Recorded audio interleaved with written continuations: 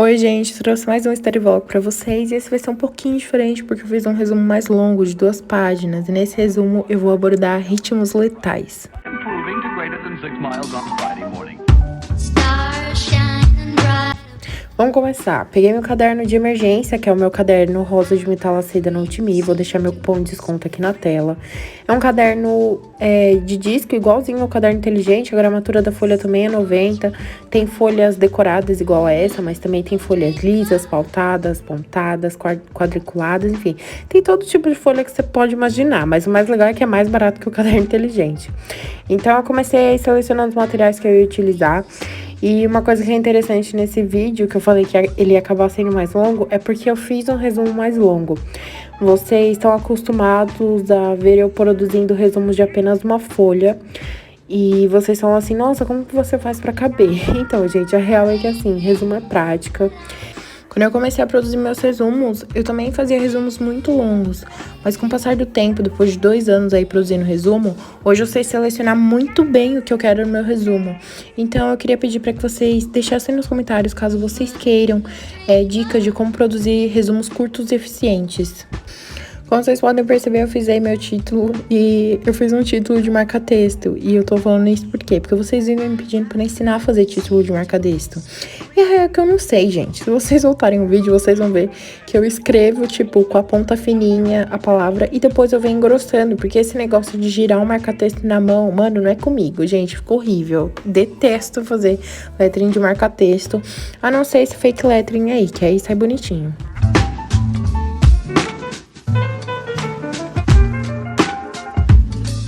Nesse momento aí eu tava escolhendo a música que eu ia escutar. Eu adoro estudar ouvindo música, eu sinto que eu sou mais produtiva.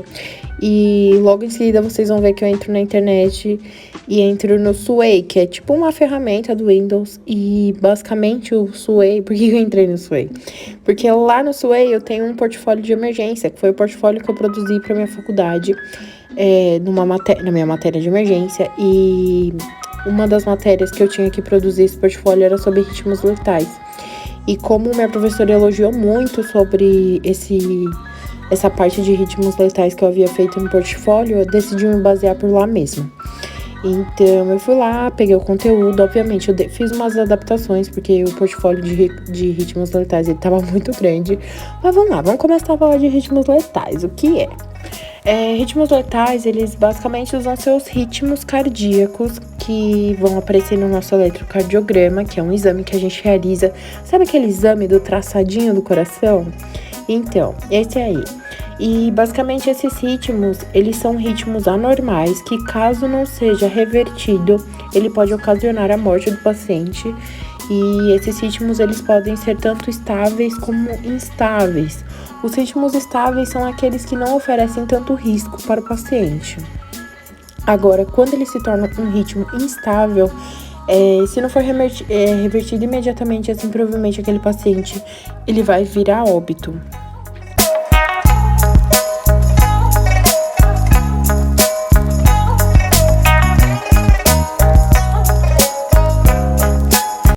Agora vamos falar desses ritmos letais. O primeiro ritmo que a gente tem é a taquicardia ventricular, mais conhecida como TV. E a característica dela é que ela vai exceder 100 batimentos por minuto, ou seja, o coração do paciente vai bater muito rápido. E a taquicardia ventricular, ela vai ser ocasionada por conta de uma irritabilidade do músculo cardíaco, ou seja, do miocárdio.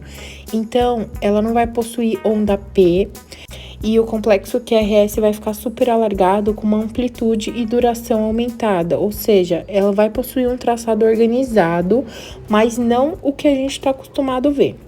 Quando a gente fala de uma taquicardia ventricular estável, o paciente ele vai apresentar palpitação, mal-estar, desconforto torácico, e sendo que o tratamento da taquicardia ventricular estável vai ser: quando o paciente tiver menos de 60 anos, a gente vai realizar uma massagem no seio carotídeo com movimentos circulares. E quando ele tiver mais que 60 anos, a gente vai realizar uma manobra de Valsalva, que vai ser aquele de assoprar vigorosamente a mão ou então empurrar um êmbolo da seringa. Você vai pedir pro paciente pegar o biquinho ali da seringa, colocar na boca e vai pedir para ele assoprar aquele êmbolo até o êmbolo da seringa subir. E a gente faz essa manobra de Valsalva em pacientes idosos porque sabemos que pacientes idosos eles têm maior predisposição a ter trombo. E quando a gente realiza essa massagem do seio carotídeo, a gente pode ocasionar o desprendimento de um trombo. E esse trombo ele pode vir a entupir um vaso sanguíneo. Então, por isso que a gente realiza a manobra de Valsalva. Agora, falando da TV instável, da taquicardia ventricular instável, basicamente ela vai ser um agravo na TV instável e ela vai gerar a perda da consciência do paciente. E com relação ao tratamento, a gente vai realizar o protocolo SASC, que basicamente vai ser aí, sedação, ambu, sincronizar e choque. Quando a gente for realizar SASC, a gente precisa primeiro orientar o paciente com relação ao procedimento que a gente vai realizar. Logo em seguida, a gente vai sedar esse paciente. E logo depois a gente já inicia a ventilação com ambu, ou seja, com a bolsa válvula máscara. Porque quando a gente cede um paciente, a gente tem uma diminuição da frequência cardíaca. Logo em seguida, a gente vai ajustar o monitor cardíaco para sincronização. Vai virar lá o botãozinho e colocar em sincronização, colocando uma carga de 50 joules. E aí a gente vai administrar um choque na onda R, que basicamente vai ser o ponto mais alto daquele ritmo, ou seja, o ponto mais alto da ondinha lá no monitor cardíaco. E o último tipo de taquicardia ventricular que a gente tem é a taquicardia ventricular sem pulso, TV sem pulso. E basicamente o paciente ele vai estar inconsciente, não vai ter pulso central, ou seja, não vai ter pulso carotídeo, muito menos femoral. E para que a gente confirme isso, é importante que a gente ligue o paciente ao monitor cardíaco para constatar a ausência do pulso. E se tiver sem pulso mesmo, se trata de um ritmo chocável, ou seja, aquele que pode melhorar com o choque, aquele que tem indicação de choque. Então, a gente vai iniciar a manobra de RCP, reanimação cardiopulmonar, e com relação aos fármacos que a gente vai administrar, vai ser 1 mg de adrenalina a cada 3 ou 5 minutos, e entre essas doses de adrenalina, a gente vai administrar a primeira dose de amiodarona com 300 mg, sendo que as demais vão ser de 150 mg. Então, 1 mg de adrenalina, 300 amiodarona, 1 mg de adrenalina, 150 amiodarona. E também vai ser a cada 3 ou 5 minutos. É importante que quando a gente estiver lidando com o paciente em TV sem pulso, a gente cheque o pulso dele a cada 2 minutos. E a gente também vai realizar as desfibrilações, porque lembra que eu falei que é um ritmo chocável? Então, a gente pode realizar até 3 desfibrilações, sendo que a primeira vai ser de 200 joules, a segunda de 200 a 300 joules e a terceira desfibrilação vai ser de 360 joules.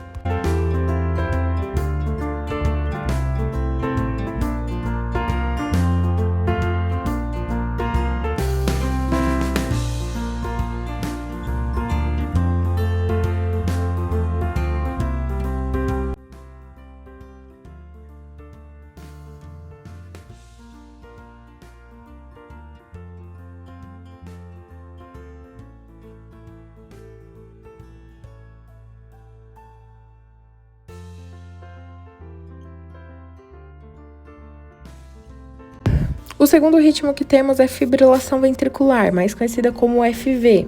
A fibrilação ela é considerada a arritmia mais grave dentro dos ritmos letais, porque ela vai ser uma contração descoordenada do miocárdio, ou seja, o miocárdio ele vai bater de uma maneira assim totalmente errada.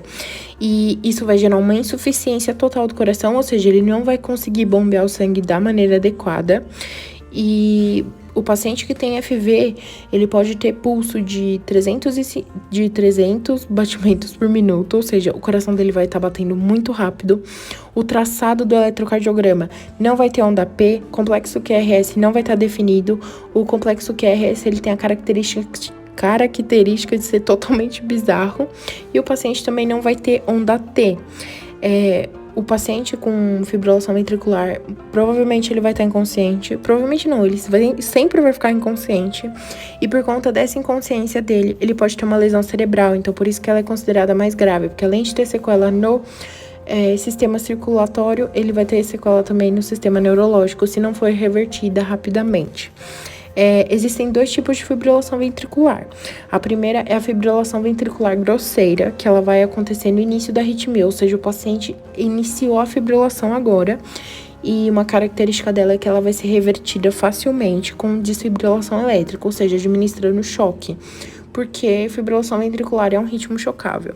E o segundo tipo é a fibrilação ventricular fina, que basicamente vai ser aquela fibrilação que já está ocorrendo há um tempo. E por ser um ritmo sinusal, ele vai ser muito difícil de recuperar. Logo, quanto mais rápido se reverter, melhor. Ou seja, aconselha-se que comece a reversão do paciente na fibrilação ventricular grosseira. Não deixa nem chegar na fina, porque senão só piora. E como eu falei, é um ritmo chocável, então o tratamento vai ser início de RCP, ou seja, vai realizar RCP, reanimação cardiopulmonar. E também a gente vai ter a administração de adrenalina e amiodarona. E vai ser do mesmo jeito da fibrilação ventricular. Uma das coisas boas embora a matéria de ritmos letais ela seja complicada, o tratamento para ritmo chocável é o mesmo para todos. Então, assim, é muito fácil de decorar, não tem como errar. E, como eu falei, vai administrar adrenalina e amiodarona na mesma dosagem da taquicardia ventricular. Vamos checar pulso a cada 2 minutos depois do início da RCP. E também vamos realizar 3 desfibrilações, mesmo valor da taquicardia ventricular. I wish we were bold to like sail away. I just don't wanna care. Can you be here and I'm good alone? I'll be okay with you like an old friend. Too scared now thinking I should. Vamos falar do nosso terceiro ritmo letal, que vai ser o atividade elétrica sem pulso, mais conhecido como AESP. Paciente que está em AESP, ele vai ter uma ausência do pulso, ou seja, ele não vai ter pulso detectável, ou seja, se você papar pulso radial, femoral, carotídeo, você não vai identificar esse pulso. Porém, quando você olhar no monitor, vai aparecer lá uma atividade elétrica organizada, ou seja, vai ter ritmo no monitor. E acaba que o AESP ele é muito, muito perigoso, porque muitos profissionais olham o monitor e falam que tá tudo bem. Você vai ver o paciente, ele tá inconsciente, sem pulso. E, basicamente, o que vai acontecer no AESP é que o quê? O miocárdio dele, o músculo cardíaco vai estar tão fraco que ele não vai responder àquele estímulo elétrico, ou seja, o coração não vai bater, mas o estímulo elétrico vai estar sendo formado. A frequência cardíaca do paciente vai ser variável, a onda P e QRS também são variáveis. O paciente ele vai se apresentar inconsciente com alto risco de letalidade por conta daquilo que eu falei. O profissional vê o ritmo no monitor, mas não checa pulso. E quando você vai ver o paciente já tá lá morto, porque ninguém resolveu checar o pulso do paciente, só porque viu lá a atividade elétrica bonitinha no eletrocardiograma. A AESP se trata de um ritmo não chocável, ou seja, a gente não pode dar choque. E, basicamente, o tratamento vai ser o quê? RCP, reanimação cardiopulmonar, com administração de adrenalina apenas. Então, vai ser 1 mg de adrenalina a cada 3 ou 5 minutos. Lembrando que a administração de adrenalina não tem uma hora de parar, sabe? Você vai administrando adrenalina até o paciente voltar. Claro que sempre tem que ver aquele negócio, né? A ordem de não reanimação e tal. Depois que começar a RCP, a gente vai checar pulso também a cada 2 minutos. E ao invés de desfibrilar o paciente em AESP, a gente sempre vai estar monitorando esse paciente.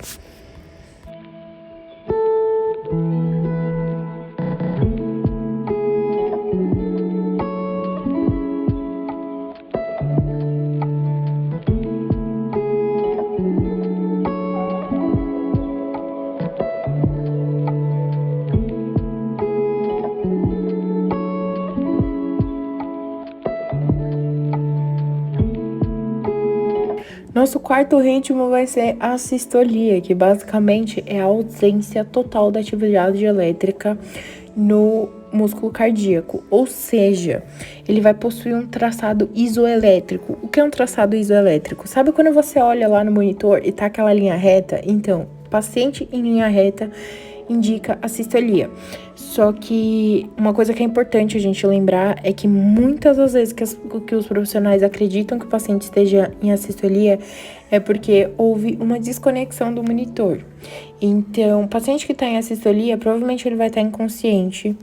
E uma das características da sistolia, ela vai ser uma evolução das outras paradas cardiorrespiratórias que não foram atendidas em tempo hábil, ou seja, O paciente, ele começou ali com uma atividade elétrica sem pulso, ele começou em AESP, só que demoraram muito para atender ele, e aí ele evolui para uma sistolia. E uma coisa que é importante a gente lembrar, que o paciente em assistolia, provavelmente ele vai perder a consciência após 1 hora do início dos sintomas agudos, ou seja, se ele tá com uma taquicardia ventricular lá e ele tá sentindo dor no peito e ninguém atendeu ele, depois de 1 hora sentindo aquela dor, aquela palpitação no peito, ele vai entrar em assistolia se não for atendido. E uma coisa que é importante a gente falar, sempre que você entrar no quarto do paciente e você vê lá que o monitor teoricamente está em assistolia, a gente tem que realizar o protocolo da linha reta, que basicamente é para quê? Pra gente descartar uma fibrilação ventricular, porque tem algumas fibrilações que elas são bem sutis e passa despercebido.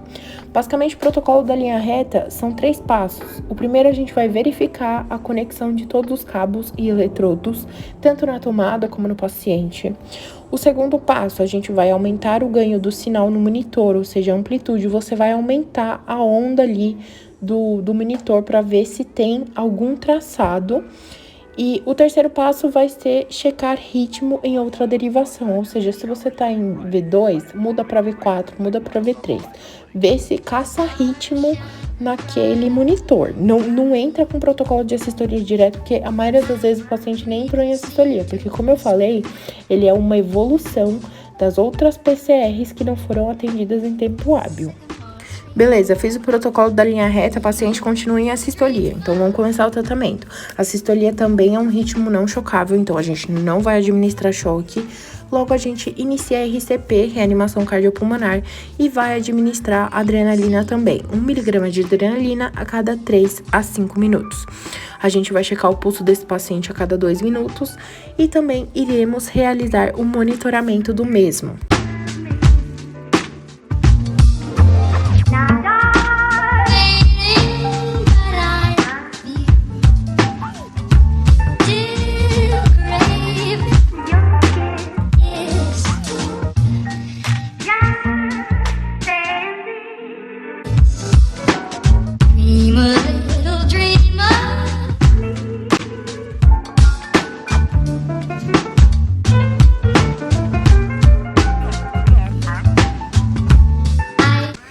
Vamos para o nosso último ritmo letal, que é a bradicardia.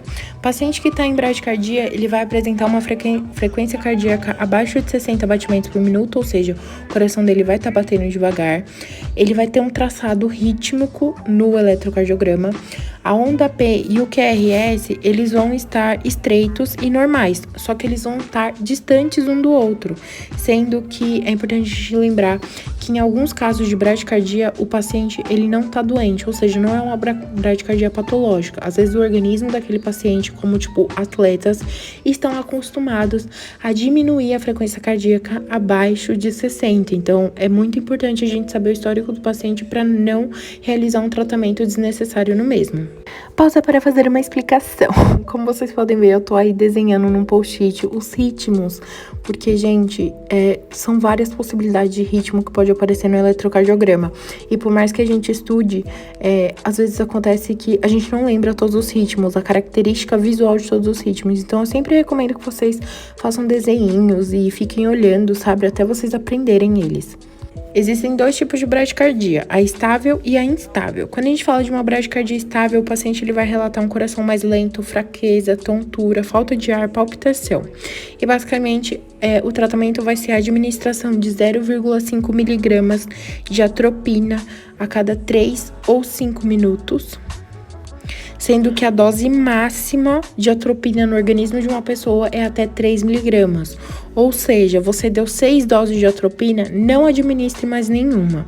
E quando a gente fala de uma bradicardia instável, vai ser os mesmos sintomas da bradicardia estável, só que de uma maneira muito mais intensa. E o paciente ele vai perder a consciência. E basicamente o tratamento, a gente vai colocar as pás adesivas no tórax daquele paciente e a gente vai regular o monitor para marca-passo, ou seja, vai girar o botãozinho para marca-passo, colocando 60 batimentos por minuto e 10 miliamperes no monitor. Esse marca-passo, ele vai ser o transcutâneo Então, ele basicamente vai gerar estímulos elétricos para que aquele coração bata. Você constatou que o paciente ele tá numa bradicardia instável, você vai agendar uma cirurgia para ele para que ele possa colocar o marca-passo transvenoso, para que o coração dele não pare de bater do nada e ele morra. Ele precisa de um marca-passo. 1 mile in fog patches and showers early Friday, but improving to greater than 6 miles on Friday morning. Stars shining bright above me. Night breezes seem to whisper. Nesse momento aí eu já tava grifando meu resumo, terminando de grifar. E não se preocupem, eu vou gravar vídeos de como eu grifo meus resumos. Eu já vou postar eles já. Outra coisa, se vocês quiserem vídeos de como eu coloco tudo em uma folha só, deixem nos comentários. Eu espero muito que vocês tenham gostado. Peço para que vocês curtam, comentem, compartilhem esse vídeo, se inscrevam no canal, me sigam lá nos meus 2 Instagrams. E me sigam no TikTok também. E é isso, gente. Tchau!